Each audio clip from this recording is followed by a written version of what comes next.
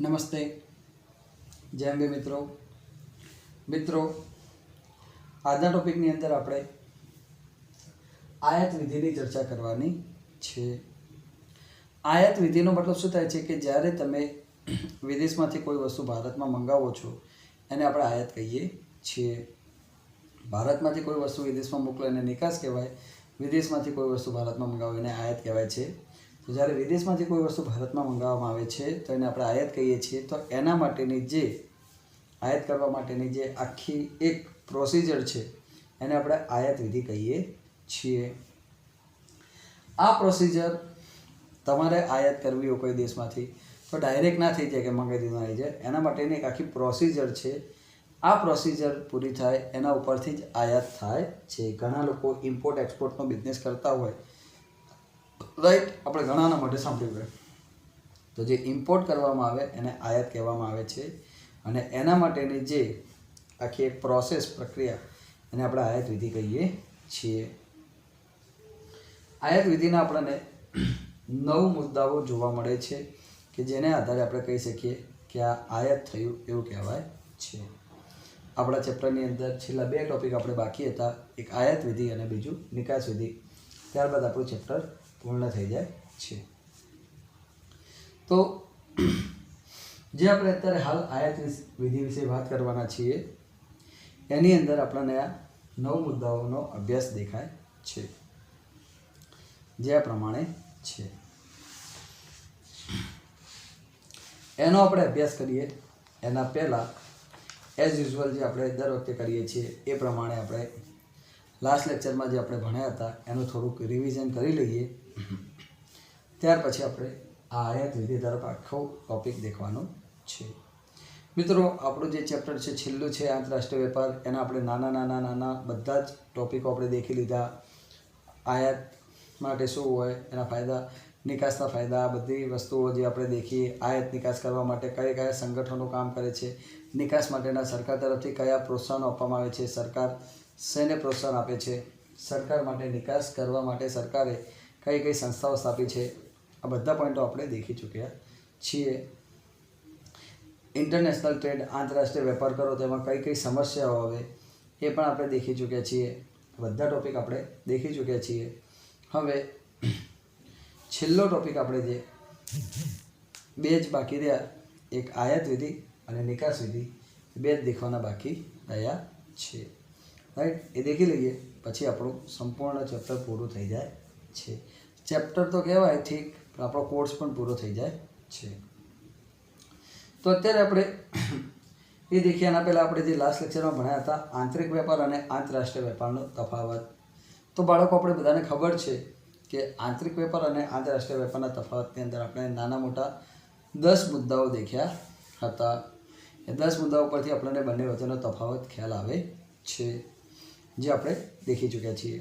આપણે બધાને ખબર છે કે આંતરિક વેપાર એ શું કહેવા માગે છે, તો આ બંને જ વેપાર જે છે, વેપાર એ સરહદની દૃષ્ટિએ જે વેપાર આવે, સરહદની દૃષ્ટિએ વેપાર એના 2 પ્રકાર પડે છે। આપણે સૌથી બેઝિક ચેપ્ટરમાં ભણ્યા હતા કે સરહદની દૃષ્ટિએ વેપારના 2 પ્રકાર પડે છે, આંતરિક અને આંતરરાષ્ટ્રીય।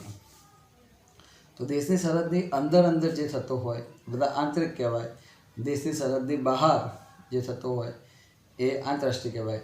સામાન્ય ભાષામાં કહી શકાય કે દેશની સરહદની અંદર 2 કે તેથી વધુ જુદા જુદા વિસ્તારો વચ્ચે જે વેપાર થાય એને આંતરિક વેપાર કહેવાય, અને દેશની સરહદની બહાર એક દેશનો બીજા દેશ સાથે જે વેપાર થાય એને આંતરરાષ્ટ્રીય વેપાર કહે છે।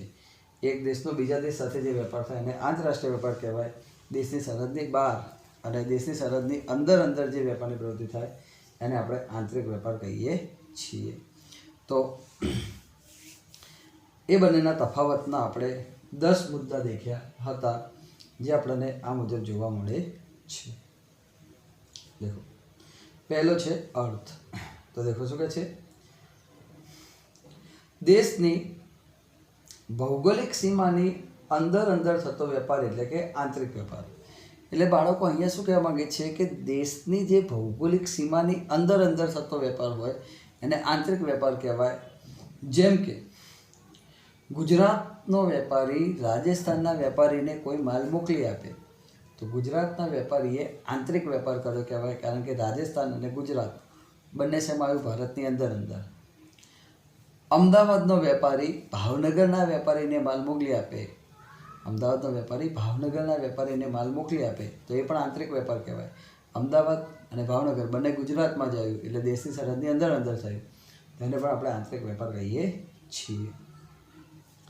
આંતરરાષ્ટ્રીય વેપાર એટલે શું કહેવાય?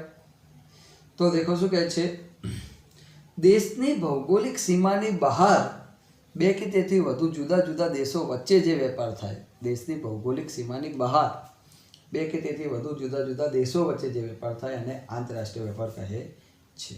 દેશની ભૌગોલિક સીમાની અંદર થતો વેપાર હોય એને આંતરિક, અને ભૌગોલિક સીમાની બહાર થતો હોય એને આંતરરાષ્ટ્રીય વેપાર કહે છે. ભૌગોલિક સીમાની બહાર બે કે તેથી વધુ જુદા જુદા દેશો વચ્ચે જે વેપાર થાય એને આંતરરાષ્ટ્રીય વેપાર કહે છે. ભારતનો વિશ્વના અન્ય દેશો સાથે જે થતો વેપાર હોય, જેમ કે ભારતનો વેપારી અમેરિકાના વેપારીને કોઈ માલ મોકલી આપે તો એ કયો કહેવાય? આંતરરાષ્ટ્રીય વેપાર કહે છે, કારણ કે દેશની ભૌગોલિક સીમાની બહાર આ થતો વેપાર છે. રાઈટ. ત્યાર પછીનો પોઈન્ટ છે ચલણ.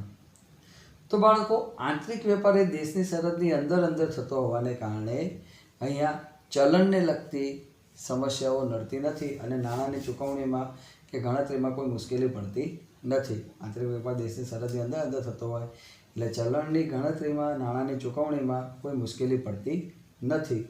જ્યારે આંતરરાષ્ટ્રીય વેપારે જુદા જુદા વિસ્તારોમાં થતો હોવાને કારણે નાણાંની ચૂકવણી, હિસાબોની ગણતરીમાં એમાં મુશ્કેલી પડતી હોય છે. તો દેખો શું કહે છે, ચલણનો પોઈન્ટ શું કહે છે? આંતરિક વેપારમાં સમગ્ર દેશમાં એક જ સરખું ચલણ હોવાથી નાણાંની ચૂકવણી અને હિસાબોની ગણતરીમાં કોઈ મુશ્કેલી પડતી નથી. આંતરિક વેપારની અંદર આખા દેશની અંદર એક જ સરખું ચલણ હોવાને કારણે નાણાંની ચૂકવણીમાં કે હિસાબોની ગણતરીમાં કોઈ મુશ્કેલી પડતી નથી. નાણાં ચૂકવીએ કે હિસાબોની ગણતરી કરીએ એમાં કોઈ મુશ્કેલી પડતી નથી, કારણ કે આખા દેશમાં એક જ સરખું ચલણ છે. રાઈટ. જ્યારે આંતરરાષ્ટ્રીય વેપારમાં શું કહે છે? જુદા જુદા દેશોના ચલણ જુદા જુદા હોવાથી, આંતરરાષ્ટ્રીય વેપારમાં શું કહે છે? અલગ અલગ દેશોના ચલણ અલગ અલગ હોવાથી નાણાંની ચૂકવણી અને હિસાબોની ગણતરીમાં મુશ્કેલી પડે છે. જે નાણાં ચૂકવીએ છીએ અને હિસાબોની ગણતરી કરીએ છીએ એમાં મુશ્કેલી પડે છે. આંતરિક વેપારની અંદર શું કહે છે? સમગ્ર દેશમાં એક જ પ્રકારનું ચલણ હોવાથી નાણાંની ચૂકવણી કરીએ અને હિસાબોની ગણતરી કરીએ એમાં મુશ્કેલી પડતી નથી. આંતરિક વેપારની અંદર આખા દેશ માટે કોમન ચલણ છે, બધા માટે કોમન. એટલે તમે કોઈ પણ જગ્યા પર આપો તો રૂપિયો જ ચાલવાનો. આખા દેશમાં કોમન ચલણ છે, બધી જગ્યાએ રૂપિયો જ ચાલે છે. એટલે હિસાબોની ગણતરી કરવી હોય કે નાણાંની ચૂકવણી કરવી હોય તો એમાં કોઈ મુશ્કેલી પડે નહીં. જ્યારે આંતરરાષ્ટ્રીય વેપારની અંદર જુદા જુદા દેશોના ચલણો અલગ અલગ હોવાથી, નાણાંની ચૂકવણી અને હિસાબોની ગણતરીમાં મુશ્કેલી પડે છે. હિસાબોની ગણતરી અને નાણાંની ચૂકવણીમાં મુશ્કેલી પડે છે. આંતરરાષ્ટ્રીય વેપારની અંદર અલગ અલગ દેશના ચલણો અલગ અલગ હોવાથી હિસાબોની ગણતરી અને નાણાંની ચૂકવણીમાં મુશ્કેલી પડે છે. પછી કાયદા. ત્યાર પછીનો ત્રીજો ટોપિક હતો કાયદા. તો આંતરિક વેપારની અંદર દેશની સરહદની અંદર અંદર થતો હોવાને કારણે સમગ્ર દેશના લગતા કાયદા એક સરખા હોય છે. સમગ્ર દેશમાં વેપારને લગતા કાયદા એક સરખા હોય છે. આંતરિક વેપાર એ દેશની સરહદની અંદર અંદર થતો હોવાને કારણે સમગ્ર દેશમાં કાયદાઓ બધા એક સરખા હોય છે. સમગ્ર દેશમાં કાયદાઓ એક સરખા હોય છે. આંતરિક વેપાર એ દેશની સરહદની અંદર અંદર થતો હોવાને કારણે સમગ્ર દેશમાં એના કાયદાઓ એક સરખા હોય છે. જ્યારે આંતરરાષ્ટ્રીય વેપારની અંદર જે અલગ અલગ દેશો વચ્ચે થતો હોય એટલે જુદા જુદા દેશના કાયદા કાનૂન પણ બધા અલગ અલગ હોય છે. આંતરિક વેપાર એ દેશની સરહદની અંદર અંદર થતો હોવાને કારણે સમગ્ર દેશમાં કાયદા બધા એક સરખા હોય. જ્યારે આંતરરાષ્ટ્રીય વેપાર એ જુદા જુદા દેશો વચ્ચે થતો હોવાને કારણે કાયદાઓ પણ બધા જુદા જુદા હોય છે. આંતરિક વેપારમાં કાયદા એક સરખા હોય, આંતરરાષ્ટ્રીય વેપારમાં જુદા જુદા હોય છે.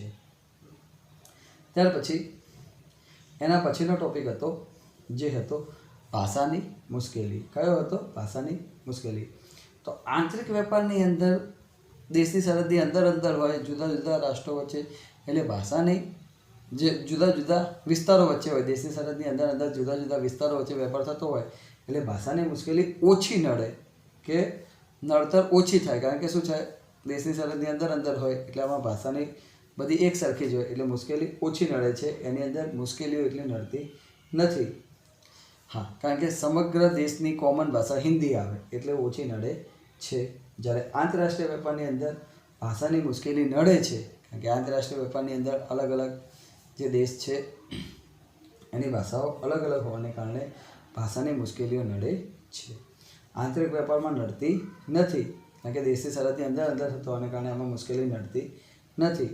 જ્યારે આંતરરાષ્ટ્રીય વેપારમાં ભાષાની મુશ્કેલી નડે છે. આંતરિક વેપારમાં બધું એક જ સરખું હોય બધું, એટલે ભાષાઓ બધી કોમન હોય. આંતરરાષ્ટ્રીય વેપારમાં કેમ નડે? જુદા જુદા દેશની ભાષા અલગ અલગ હોય એટલે કોમન ભાષા ઇંગ્લિશ, પણ બધાની ઇંગ્લિશ એટલે પાવરફુલ હોતી નથી. એટલે ભાષાને લગતી મુશ્કેલીઓ એ આંતરરાષ્ટ્રીય વેપારમાં વધારે નડે છે. આંતરિક વેપારમાં વધુ દેશની સરહદની અંદર હોય એટલે ચાલી જાય.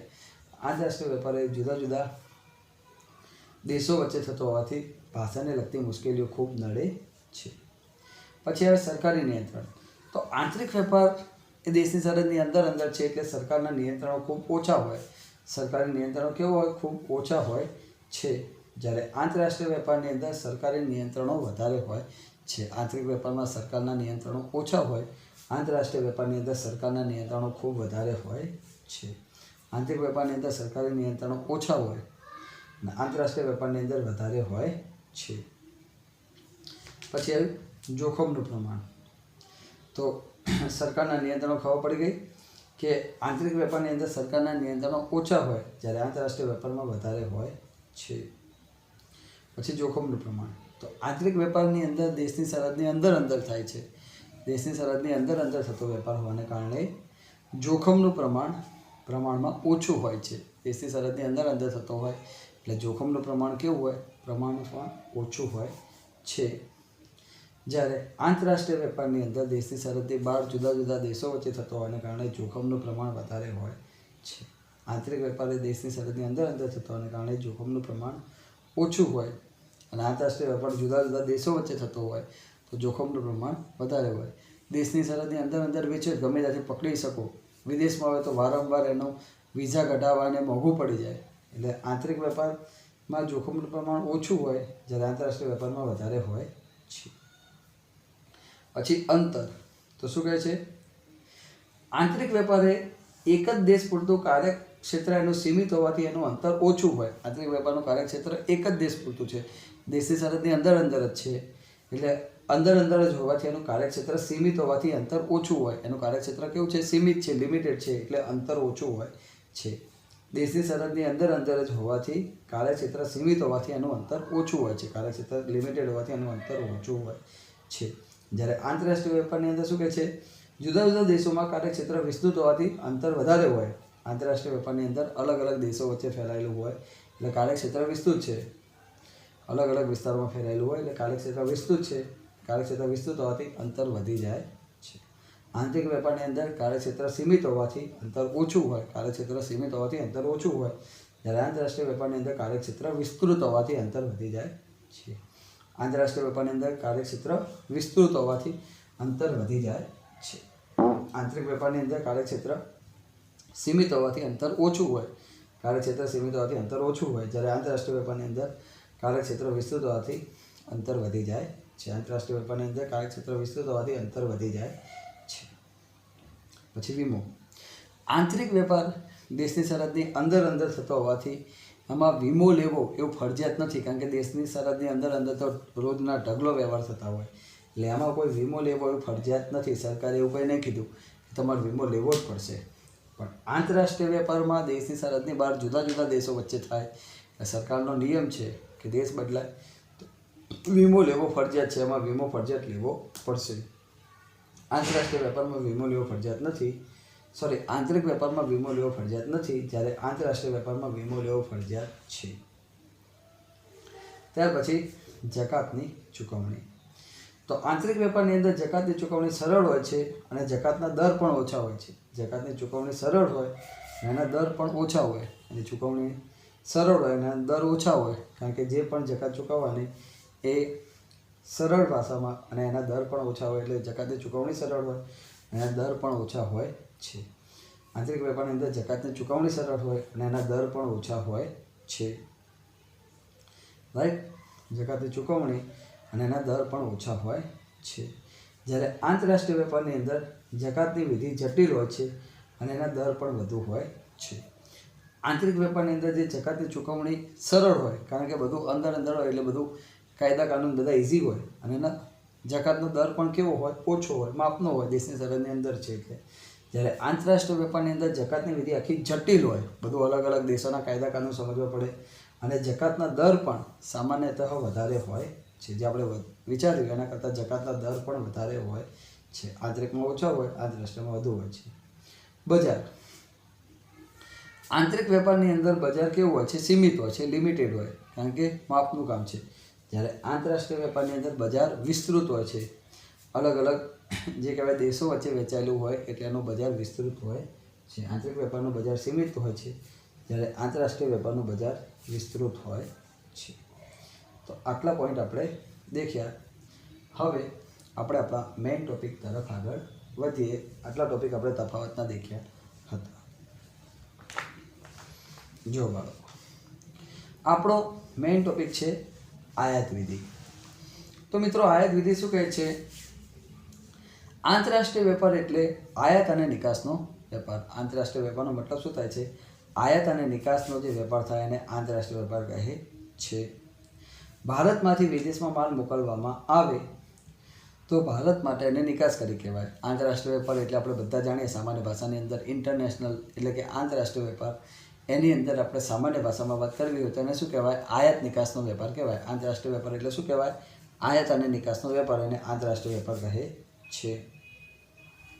તો ભારતમાંથી કોઈ વસ્તુ તમે વિદેશમાં મોકલો છો તો એને નિકાસકારી કહેવાય. ભારતમાંથી કોઈ વસ્તુ તમે વિદેશમાં મોકલી તો તે ભારતે નિકાસ કરી કહેવાય છે. ભારત માટે શું કરી કહેવાય? નિકાસ. જ્યારે વિદેશમાંથી કોઈ વસ્તુ ભારતમાં લાવવામાં આવે તો એ વસ્તુ ભારતે આયાત કરી કહેવાય. વિદેશમાંથી કોઈ વસ્તુ ભારતમાં લાવવામાં આવે તો એ વસ્તુની ભારતે આયાત કરી કહેવાય છે. અહીંયાથી કોઈ મોકલીએ તો નિકાસ કહેવાય, ત્યાંથી અહીંયા લાવીએ તો આયાત કહેવાય છે. આયાત અને નિકાસના વેપારની વિધિ અલગ અલગ દેશમાં અલગ અલગ હોય છે. આયાત નિકાસના જે વેપારની જે વિધિ છે જુદા જુદા દેશની અંદર અલગ અલગ હોય છે. જુદા જુદા દેશોમાં આયાત વિધિ પણ જુદી હોય છે. અલગ અલગ દેશની આયાત વિધિ અને નિકાસ વિધિ બધી અલગ અલગ પ્રકારની હોય છે. ભારતમાંથી માલની આયાત કરવા માટેની વિધિ આ પ્રમાણે છે. ભારતમાં જે આયાત કરવાની વિધિ છે એ આ પ્રમાણે છે. તમારે ભારતમાં કોઈ વસ્તુને આયાત કરવી છે તો એના માટેની વિધિ આ પ્રમાણે છે. પ્રથમ છે આયાત પરવાનો મેળવવો. પહેલો આવે છે આયાત પરવાનો મેળવવો. આયાત પરવાનો મેળવવો એટલે કે તમે આયાત કરવા માગો છો તો તમે એક એઝ અ ઇમ્પોર્ટર છો, ઇમ્પોર્ટ કરવાવાળા વ્યક્તિ છો, આયાત કરવા વ્યક્તિ છો. તમારે આયાત કરવી હોય તો એના માટેનો તમારે પરવાનો એટલે કે એના માટેની મંજૂરી મેળવવી પડે. તમને મંજૂરી મળે એ પછી જ તમે આયાત કરી શકો છો. તમે આયાત કરવા માગો છો તો તમારે સરકાર પાસેથી મંજૂરી મેળવવી પડે, અને જે તમને મંજૂરી મળે સરકાર પાસેથી એની અંદર સરકાર તરફથી બે પ્રકારની મંજૂરી હોય. એક, જે વસ્તુ ઉપર સરકારે કોઈ પ્રતિબંધ નથી રાખ્યા, સરકારે લિસ્ટ બતાવેલું છે, એને કહેવાય OGL, ઓપન જનરલ લાઇસન્સ. જે વસ્તુ સરકારના આયાત નિકાસના લિસ્ટમાં આવતી હોય એ વસ્તુની ગમે તે વ્યક્તિ આયાત કરી શકે, એના માટે ઓપન લાઇસન્સ છે બધા માટે.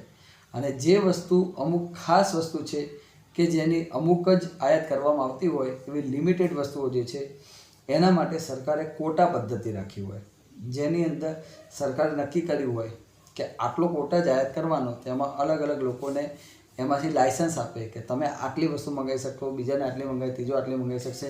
એટલે જ્યારે આયાત કરવાની હોય કોટા પદ્ધતિથી તો એમાં આયાતનું લાઇસન્સ હોય છે, અને જેટલું જ્યારે લાઇસન્સ આપ્યું હોય એટલું જે વ્યક્તિ આયાત કરી શકે છે, એનાથી વધારે કરી શકતો નથી. તો દેખો શું કહે છે આયાત પરવાનો મેળવવો એટલે સરકારે બહાર પાડેલી આવશ્યક ચીજ વસ્તુઓ અને સેવાઓ માટેની યાદીમાંથી વસ્તુની આયાત કરવાની હોય તો તેને સામાન્ય પરવાનો ઓપન જનરલ લાઇસન્સ મેળવવું પડે છે. એ સરકારે જે લિસ્ટ બનાવેલું છે, સરકારે યાદીની, એ લિસ્ટમાંથી જે નક્કી કરી છે એટલી વસ્તુ મંગાવવાની હોય લિસ્ટમાંથી, તેના માટે સામાન્ય પરવાનો મેળવવાનો હોય છે. સરકારના લિસ્ટમાં નક્કી કરેલી વસ્તુ મેળવવી હોય તેના માટે સામાન્ય પરવાનો મેળવવાનો હોય છે, જેને OGL, ઓપન જનરલ લાઇસન્સ કહે છે. જે ખૂબ જ સરળ છે. ઓપન જનરલ લાઇસન્સ મેળવવું ખૂબ જ સરળ છે, કારણ કે સામાન્ય રીતે મળી જાય છે. રાઈટ. જ્યારે શું કહે છે, ઓકે, જે સરકારે યાદીમાં નક્કી કરેલી છે એના સિવાયની કોઈ વસ્તુ જો મંગાવવાની થાય, સરકારે યાદીમાં બતાવેલી છે એ મંગાવી તો ઇઝી છે, યાદીમાં નક્કી કર્યું છે એના સિવાયની કોઈ વસ્તુ જો મંગાવવાની થાય તો જે તમે યાદીમાં નક્કી કર્યું છે એના કરતાં સિવાય બીજી કોઈ વસ્તુ જે મંગાવવાની થાય તો એના માટે તમારે આયાત વેપાર નિયામકને અરજી કરવી પડે. આયાત વેપાર નિયામકને પહેલાં અરજી કરવી પડે. આ અરજીમાં તમે આયાત કરવા માગો છો તમારું નામ, સરનામું, માલને લગતી સંપૂર્ણ વિગત, શું આયાત કરવા માગો છો, આયાતકારની આર્થિક સ્થિતિ, તમારી પરિસ્થિતિ શું છે, માલ કયા દેશમાંથી આયાત કરવાનો છે, કયા દેશમાંથી મંગાવવાનો છે, એ દેશનું નામ વગેરે બધે જ દર્શાવવું પડે છે. આ બધી વસ્તુ તમે અરજીમાં લખીને મોકલો એટલે સરકાર એની તપાસ કરે. સરકારને સંતોષકારક લાગે તો જ સરકાર પરવાનો આપે છે.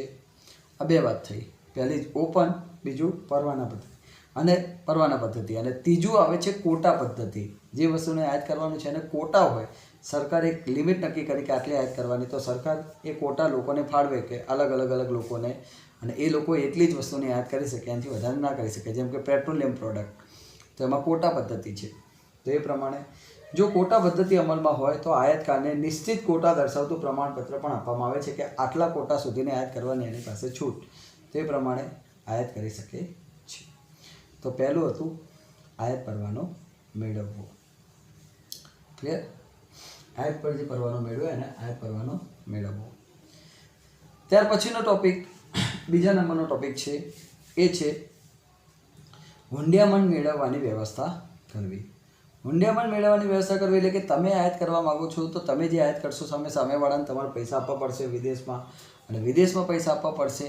એ રૂપિયો ના ચાલે. વિદેશમાં પૈસા આપવા માટે તમારી પાસે શું હોવું જોઈએ, તો કે વિદેશમાં પૈસા આપવા માટે તમારે જે પૈસા આપવાના થાય એ એની વિદેશી કરન્સીમાં આપવા પડશે. એટલે તમારે ભારતના રૂપિયાને વિદેશી કરન્સીમાં ફેરવવું પડે. એટલે એના માટેની તમારે જે વ્યવસ્થા કરવાની હોય એને કહેવાય હુંડિયામણ માટેની વ્યવસ્થા.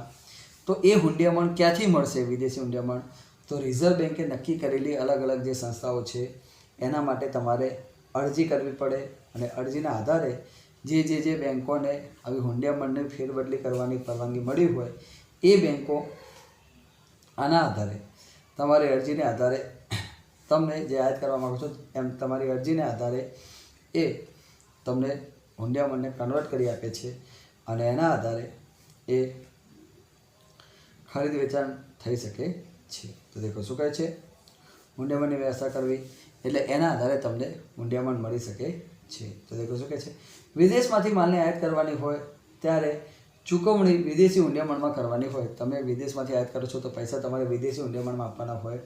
વિદેશી હુંડિયામણ ઉપર રિઝર્વ બેન્ક ઓફ ઇન્ડિયાનું નિયંત્રણ હોય છે. વિદેશી હુંડિયામણ પર કોનું નિયંત્રણ હોય છે?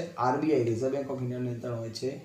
રિઝર્વ બેન્ક ઓફ ઇન્ડિયાને અરજી કરતાં પહેલાં જે બેન્કોને હુંડિયામણનો વેપાર કરવાની સરકારે પરવાનગી આપી હોય તે બેન્કોને અરજી કરવી પડે. તમારે હુંડિયામણ મેળવવા માટે જોતું હોય તો તમને જે બેંકને RBIએ પરવાનગી આપી છે એના પાસેથી તમારે એને અરજી કરવાની હોય છે.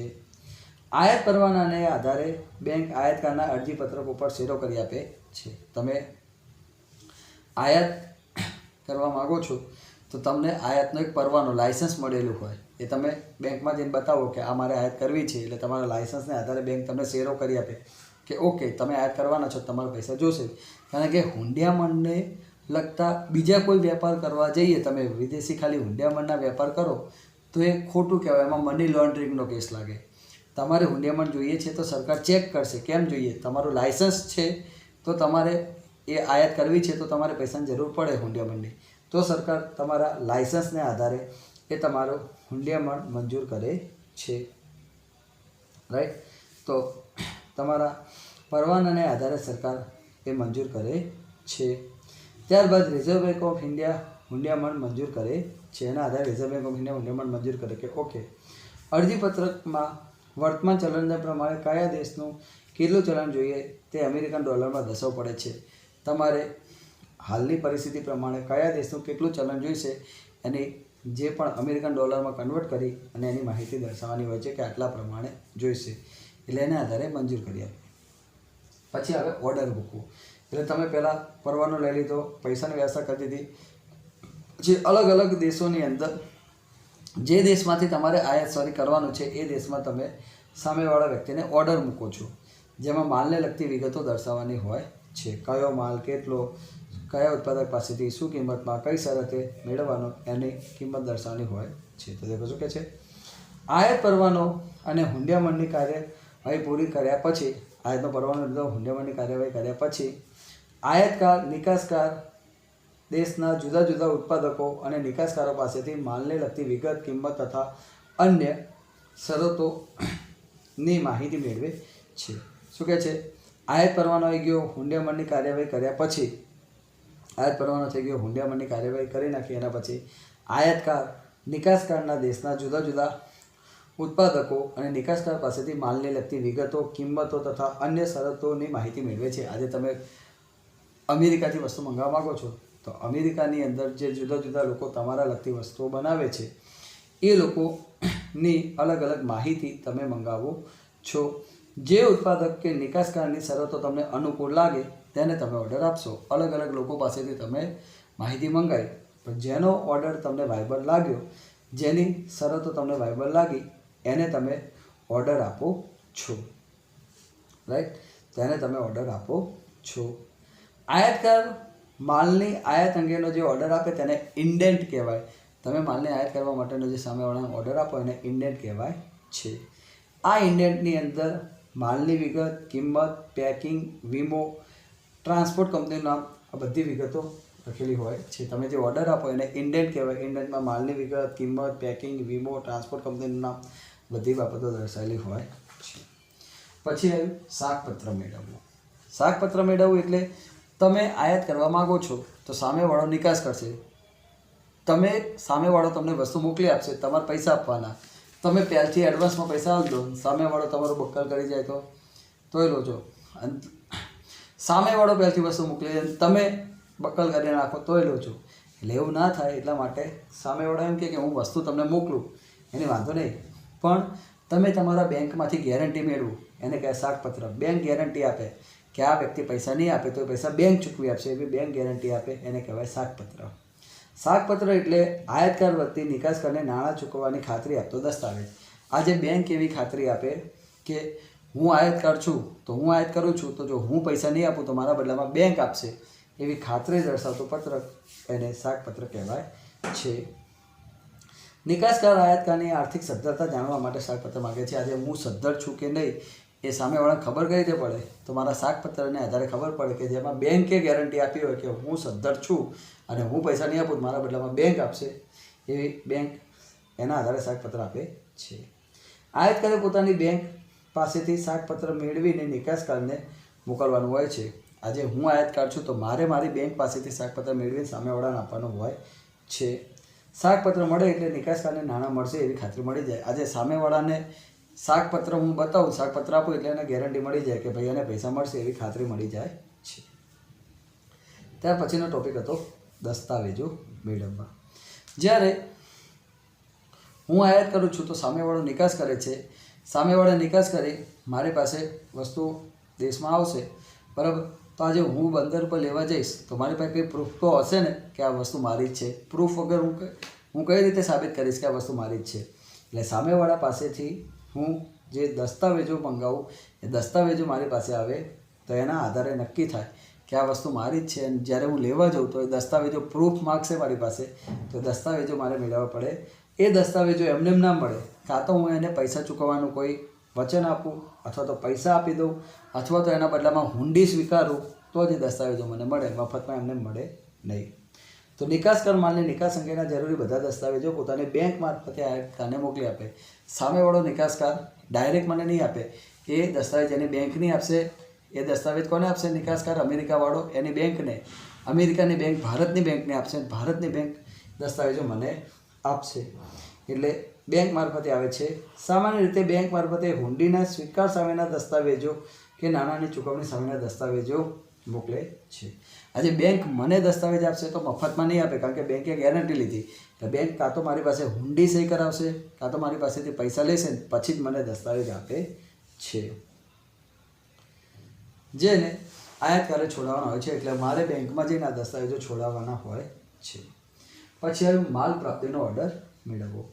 હવે દસ્તાવેજ આવી ગયા, આ દસ્તાવેજ લઈને હું ક્યાં જઈશ?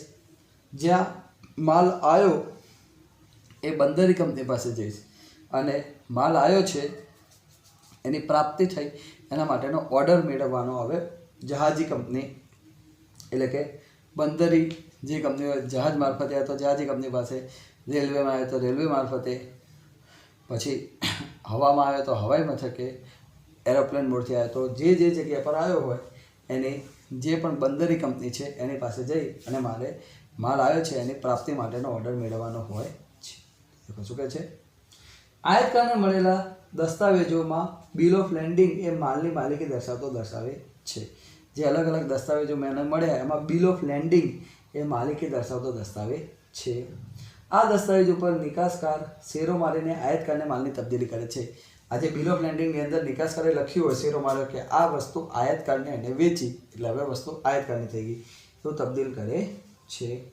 આ દસ્તાવેજ જહાજી કંપનીના કાર્યાલયને રજૂ કરવાનો હોય છે। આજે મારા પાસે દસ્તાવેજ આવ્યો એ દસ્તાવેજ મારે ક્યાં આપવાનો હોય છે? જહાજી કંપનીના કાર્યાલયમાં જઈને આપવાનો હોય છે। જહાજ મારફતે આવતા માલનો કબજો જહાજી કંપની પાસે હોય છે। જહાજથી જે માલ આવ્યો એનો કબજો કોની પાસે હોય છે? જહાજી કંપની પાસે હોય છે। જો આયાતકારે નૂર ભરવાનું હોય તો તે ભરી દેતા બિલ ઓફ લેન્ડિંગ પર જહાજી કંપની શેરો મારીને જહાજના કપ્તાનને આયાતકારની તરફેણમાં માલ છૂટો કરવાનો આદેશ આપી દે છે। જો આની અંદર તમારે કોઈ ટેક્સ બેક્સ નૂર ભાડું ભરવાનું બાકી હોય, તમે ત્યાં જઈને દસ્તાવેજ બતાવો તમારે કોઈ ભાડું ભરવાનું બાકી હોય તો તમે એ જે ભાડું ભરવાનું બાકી છે એ આપી દો, પછી એના પર તમને શેરો કરી આપવામાં આવે છે અને એ માલ છૂટો કરવાનો આદેશ આપે છે। શેરો કરીને એનો માલ છૂટો કરવાનો આદેશ આપે છે કે ભાઈ માલ તમે જે પણ પૈસા ભરવાના થતા તમે ભરી દીધા એટલે હવે તમને છૂટો કરવાનો આદેશ આપવામાં આવે છે, જેના કારણે આયાતકાર માલ છોડાઈ શકે છે। એટલે એના આધારે આયાતકાર માલ છોડાઈ શકે છે। તમને એમાં શેરો કરી અને તબદીલી આપે કે હવે આ માલ તમે લઈ જઈ શકો છો તો જ તમે લઈ જઈ શકો છો। જહાજી કંપની એનું ક્લિયરન્સ કરીને ના આપે, એની અંદર જહાજી કંપની એનું ક્લિયરન્સ ના આપે તો એના આધારે તમે માલ એના વગર તમે માલ છોડાઈ શકતા નથી। તમે ત્યાં જઈ તમારા બિલ ઓફ લેન્ડિંગનો દસ્તાવેજ બતાવો, એમાં લખેલું હોય કે નિકાસકાર વેચવા માગે છે, તમે એ તમને વેચી નાખ્યું એવું લખેલું હોય એ તમે બતાવો, પછી એના રજિસ્ટરમાં ચેક કરે કે તમારે કોઈ ખર્ચા ચૂકવવાનું બાકી છે કે ભરી દે પછી એ લોકો શેરો મારીને આપે અને એની અંદર લખેલું હોય જહાજના કપ્તાનને એવું લખેલું હોય કે આ વ્યક્તિ બધું પૈસા ભરી દીધા એટલે હવે એને માલ લઈ જવાની પરવાનગી આપેલી છે એવું લખેલું હોય છે અને એના આધારે તમે માલ છોડાઈ શકો છો। પછી હવે આયાત જકાત ભરવી। આયાત જકાત ભરવી એટલે તમે જે માલ આયાત કર્યો એના પર બધું તમે પરવાનગી તો લઈ લીધી પણ દેશમાં માલ આવ્યો એટલે સરકાર કે દેશની સરહદની અંદર આવ્યો એટલે તમારે ટેક્સ ભરવો પડશે। તો સરહદની અંદર આવ્યો એટલે જે ટેક્સ ભરવાનું થાય એને કહેવાય આયાત જકાત।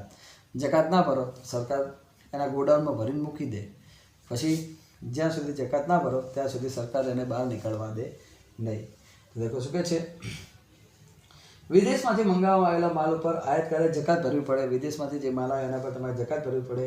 જ્યાં સુધી આયાત જકાત ન ભરાય કે જકાત મુક્તિનું પ્રમાણપત્ર ન મળે ત્યાં સુધી આયાતી માલને બંદરની બહાર લઈ જવા દેવામાં આવતો નથી।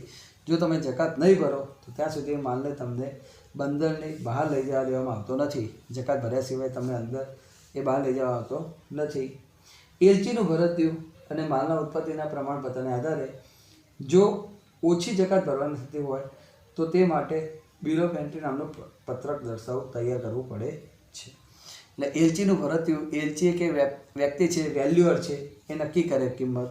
તો એલચીનું ભરતિયું અને માલની ઉત્પત્તિના પ્રમાણપત્રને આધારે તમારી પાસે ઉત્પત્તિનું પ્રમાણપત્ર છે એના આધારે જો ઓછી જકાત ભરવાની થતી હોય તો એના માટે બિલ ઓફ એન્ટ્રી નામનું પત્રક તૈયાર કરવું પડે। જે જકાત ભરવાની થતી હોય એનાથી જો ઓછી ભરવાની થાય તો તમારે બિલ ઓફ એન્ટ્રી નામનું પત્રક તૈયાર કરવું પડે છે। આ પત્રકની અંદર જહાજનું નામ, વિદેશમાં જે જગ્યાએથી માલ ચડાવવામાં આવ્યો હોય બંદરનું નામ, નિકાસકારનું નામ, સરનામું, આયાતકારનું નામ અને સરનામું, માલની સંપૂર્ણ વિગતો બધું દર્શાવવામાં આવે છે. આ પત્રકની વિગતને આધારે જકાત નક્કી કરવામાં આવે છે કે કેટલી જકાત ભરવાની થાય નક્કી કરવામાં આવે છે અને નક્કી કરેલ જકાત ભરપાઈ કરવામાં આવે એટલે જકાત અધિકારી બિલ ઓફ એન્ટ્રી પર તેની માહિતી આપતો શેરો આપે છે કે આયાતકારને કરી આપે છે. જે જકાત ભરવાની થઈ એ તમે બધી ભરી દો, પછી તેના પર શેરો માટે આપવામાં આવે કે ભાઈ આ વ્યક્તિએ જકાત ભરવાની બધી ભરી નાખી, બધું રેડી કરી નાખ્યું, એ શેરો માટે આપવામાં આવે છે. જકાત ન ભરેલા માલને બોન્ડેડ ગોડાઉનમાં ભરીને મૂકી દેવામાં આવે છે. એટલે જકાત જે ભરવાની થતી હોય એ તમારે ભરવાની થાય. જો ઓછી ભરવાની થતી હોય તો તમારે બિલ ઓફ એન્ટ્રી નામનું પત્રક બનાવવું પડે અને એની અંદર તમારું ને એનું નામ ને બધું લખીને આપવું પડે અને એ જે પણ તમે પત્રક ભરીને આપો એના આધારે જે પણ તમારી વધારે કે ઓછી જે જકાત ભરવાની થાય એ નક્કી થઈ અને જે થઈ એ તમારે ભરી દેવાની. એ ભરો પછી જ એ અધિકારી એના પર બિલ ઓફ એન્ટ્રી ઉપર શેરો કરી આપે કે ભાઈ આ વ્યક્તિએ બધી જકાત ભરી નાખી છે, હવે એને માલ લઈ જવાની પરવાનગી આપો. અને જો જકાત નથી ભરવામાં આવતી તો એને બોન્ડેડ ગોડાઉનમાં ભરીને મૂકી દેવામાં આવે. માલને ક્યાં મૂકી દેવામાં આવે? બોન્ડેડ ગોડાઉનમાં ભરીને મૂકી દેવામાં આવે છે. ત્યાર પછી આવ્યું ડોક ચાર્જની ચૂકવણી કરવી. ડોક ચાર્જની ચૂકવણી કરવી એટલે આયાતકારે હવાઈ માર્ગે, જમીન માર્ગે કે દરિયાઈ માર્ગ પર કે જે જગ્યાએ માલ મંગાવ્યો હોય, માલ આવે દરિયાઈ માર્ગે આવે, હવાઈ માર્ગે આવે કે જમીન માર્ગે આવે, જે માર્ગે માલ મંગાવ્યો હોય તે સ્થળે વાહન આવે ત્યારે તે સ્થળનો વપરાશ કરવા બદલ જે ખર્ચ ચૂકવવો પડે એને ડોક ચાર્જીસ તરીકે ઓળખવામાં આવે છે. તમારો માલ માની લો કે હવાઈ મથકે આવ્યો, તો હવાઈ મથકે એરપોર્ટ પર આવ્યો, ત્યાંથી રનવે ઉપરથી માલને જે લોડિંગમાં ભરી અને એરપોર્ટ ઉપર લાવવામાં આવે, એરપોર્ટ ઉપરથી લાવી અને એને ગોડાઉનમાં ભરવામાં આવે, ત્યાંના માણસો બધું લોડિંગ કરે, અનલોડિંગ કરે. તો આ જે બધા સાધનો અને માણસોને તમે વાપર્યા, જે સેવાઓ વાપરી, એના બદલામાં તમારે એનો ખર્ચો ચૂકવવો પડે. તો એ જે ખર્ચો ચૂકવવો પડે એને કહેવાય ડોક ચાર્જીસ. એટલે કે ઓળખવામાં આવે છે ડોક ચાર્જીસ જે તે સ્થળ પરના સાધનો, સગવડો તથા વાહનો ઉપરથી માલ ઉતારીને આયાતકારને માલનો કબજો મળે ત્યાં સુધીના તમામ ખર્ચનો સમાવેશ થાય છે. જેમ કે તમારો વિમાનમાં માલ આવ્યો તો વિમાનમાંથી માલ ઉતર્યો, ત્યાંથી એને લોડિંગમાં ભર્યો અને વખાર સુધી લાવ્યા, વખારની અંદર મૂક્યો, પછી 2 દિવસ સુધી તમે લેવા ના ગયા, 2 દિવસ પછી તમે લેવા ગયા તો વખારમાંથી બહાર કાઢી લોડિંગમાં મૂક્યો, લોડિંગમાંથી તમારા ટ્રકમાં ચડાવ્યો. આ સુધીના તમે જે સાધનો અને સેવાઓ વાપરી એ બધાનો તમારે ખર્ચો આપવો પડે. જે ખર્ચો આપવો પડે એને ડોક ચાર્જીસ તરીકે ઓળખવામાં આવે છે. એટલે તમે જ્યાં સુધી ખર્ચો ના ભરો ત્યાં સુધી એ એમનો વહીવટ ના પતાવો ત્યાં સુધી તમને માલ એ બહાર લઈ જવાની પરવાનગી મળતી નથી. અને માલ જે પણ વાહનમાંથી ઉતર્યો અને તમારા વાહનમાં ચડ્યો ત્યાં સુધીની પ્રક્રિયાના તમામ ખર્ચાઓ તમારે આપવા પડે છે અને ડોક ચાર્જીસ કહેવાય છે. અને આ ચાર્જીસ ભરો પછી જ રસીદ ઉપર એ સહી કરવામાં આવે છે, શેરો માટે આપવામાં આવે છે કે તમે ડોક ચાર્જીસ ભરી દીધેલા છે. પછી તમને એને એક રસીદ આપવામાં આવે જેને આપણે ડોક રસીદ કહીએ છીએ. ભર્યા પછીની તમને જે રસીદ આપવામાં આવે એને ડોક રસીદ કહેવાય છે. અને એના આધારે નક્કી થાય છે કે તમારે આટલા ચાર્જીસ ચૂકવેલા છે. છેલ્લો આવે માલનો કબજો મેળવવો. માલનો કબજો મેળવવો એનો મતલબ શું થાય છે કે જ્યારે ફાઇનલી બધું ભરી નાખ્યું, જેને આપવા લેવાના હતા બધું પતાવી દીધું ને હવે છેલ્લે તમારે જે માલ ફાઇનલી જઈને હવે લઈને આવવાનો છે એને કહેવાય કબજો મેળવવો. એટલે હવે જઈને ખાલી તમારે તમારા ટ્રકમાં ભરાવાનો જ રહ્યો એટલે એને કહેવાય કબજો મેળવવો. તો દેખો શું કહે છે, માલનો કબજો મેળવવો શું કહે છે? આયાતકારે કરવાની તમામ કાર્યવાહી પૂર્ણ કર્યા બાદ તમારે જેને પૈસા આપવાના હતા બધા આપી દીધા. એના પછી હવે એને માલનો કબજો મળે છે. માલનો કબજો નિશ્ચિત સમયગાળામાં બોન્ડેડ ગોડાઉનમાંથી ખસેડવાનો રહે છે. તમને એક સમયગાળો આપે કે આટલા સમયમાં તમારે ત્યાંથી ગોડાઉનમાંથી ખસેડી લેવાનું, એટલા સમયમાંથી તમારે ત્યાંથી લઈ લેવાનું. જો તે માલ નિશ્ચિત સમયગાળામાં ખસેડવામાં ન આવે, ગોડાઉનમાં 1-2 દિવસની પરમિશન આપીને ત્યાં સુધી તમે ના લઈ જાઓ તો તમે ગોડાઉન વધારે સમય વાપર્યું, 2 દિવસના બદલામાં 4 દિવસ વાપર્યું, તો નિશ્ચિત સમયમાં ખસેડવામાં ના આવે તો તે બોન્ડેડ ગોડાઉનને વધુ સમય માટે ઉપયોગમાં લેવા માટેનું પણ ભાડું તમારે આપવું પડે. એ તમને કીધું કે આટલા સમયમાં તમારે ગોડાઉનમાંથી ખસેડી લેવાનું તો એટલા સમયમાં ખસેડી લેવાનું. જો એટલા સમય સુધી ના ખસેડીને ના પછી હજી વધારે સમય તમે વાપરો તો એ જે ગોડાઉન તમે વધારે સમય વાપર્યું એનું પાછું ફરીથી ભાડું આપવું પડે. એટલે એ જે વધારે ભાડું આપવું પડે એને ડેમરેજ કહેવાય. એટલે તમને જે સમય કીધો એટલા સમયમાં તમારે માલ ત્યાંથી લઈ લેવો પડે છે. તો આ આખી આયાત વિધિ આપણે દેખી જે આપણને જોવા મળી. હવે નેક્સ્ટ લેક્ચરમાં આપણે નિકાસ વિધિ દેખવાની રહેશે. ત્યારબાદ આપણો સંપૂર્ણ ટૉપિક પૂરો થઈ જાય છે. રાઈટ. તો આજે આપણે આટલું રાખીએ છીએ. નેક્સ્ટ લેક્ચરમાં નવા ટૉપિક સાથે આગળ વધીશું. Good bye. જય અંબે.